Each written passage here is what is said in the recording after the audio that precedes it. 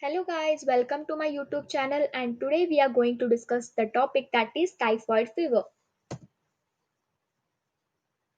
So typhoid fever is a systematic infection that is caused by Salmonella typhi bacteria which usually enters our body through ingestion of the contaminated food or the contaminated water.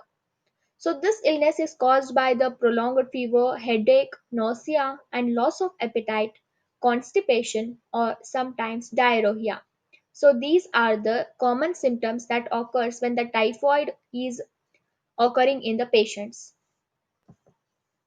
So the basic introduction is it is as we all know that typhoid infection is caused by bacteria Salmonella typhimurium. So Salmonella typhimurium is its full name. We can use Salmonella typhi in short.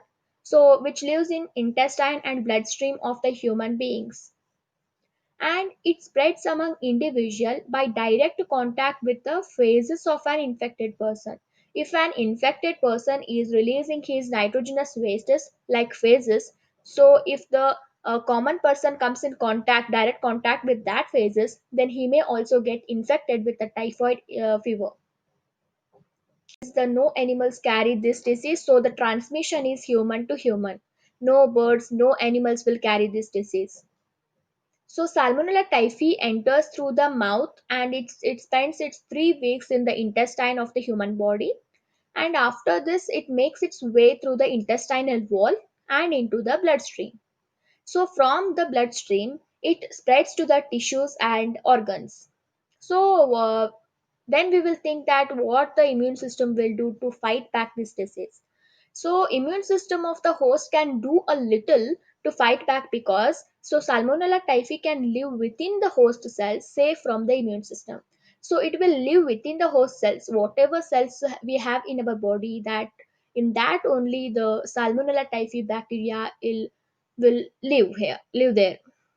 So the immune system can't do anything strong here, so it can fight little to destroy those bacteria from our body. So what are the symptoms or etiology of the typhoid fever? So fever will be 103 to 104 degree Fahrenheit or 39 degree to 40 degree Celsius fever will be there, and the person may also feel weak or have the stomach pain, headache or loss of appetite.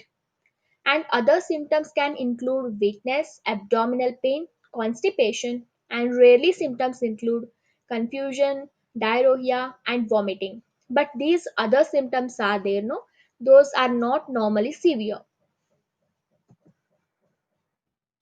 So, how it is caused? The question is how this typhoid fever will come. So the answer for this is, the cause is, we all know that ingestion of contaminated food or water.